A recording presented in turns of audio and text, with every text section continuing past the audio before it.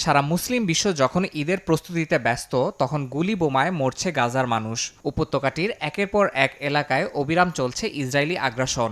কেন্দ্রীয় গাজার এক ব্যস্ত বাজারে হামলায় নিহত হয়েছেন কয়েকজন ফিলিস্তিনি। এছাড়া ধ্বংসস্তূপের নিচে চাপা পড়েছে বহু মানুষ। হতাহতের সংখ্যা বেড়েই চলছে।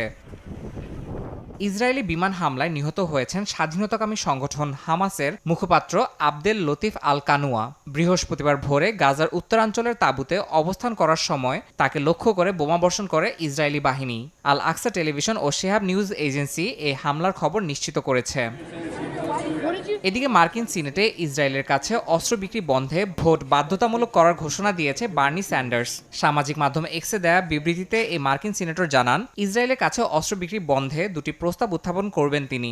আরও বলেন, নেতানিয়াহু স্পষ্টভাবে আন্তর্জাতিক ও মার্কিন আইন লঙ্ঘন করেছেন, আর এই নৃশংসতায় যুক্তরাষ্ট্রের সম্পৃক্ততা বন্ধ করতে হবে। গাজায় ভয়াবহ মানবিক সংকট নিয়ে উদ্বেগ জানিয়েছেন জাতিসংঘের শরণার্থী সংস্থা UNRWA এর প্রধান। তিনি জানান, যুদ্ধ শুরু হওয়ার পর থেকে এত দীর্ঘ সময় গাজা কখনো খাদ্য ও চিকিৎসা সহায়তা ছাড়া কাটায়নি। বর্তমানে গাজায় লাখ লাখ মানুষ মারাত্মক খাদ্য সংকটের মধ্যে রয়েছে। মাত্র 2 সপ্তাহের জন্য খাদ্য মজুদ রয়েছে বলে জানিয়েছে জাতিসংঘের বিশ্ব খাদ্য কর্মসূচি। পরিস্থিতি দ্রুত নিয়ন্ত্রণে না এলে দুর্ভিক্ষের আশঙ্কা করছে সংস্থাটি। ইয়াসিন মোহাম্মদ জিসান, সময় সংবাদ।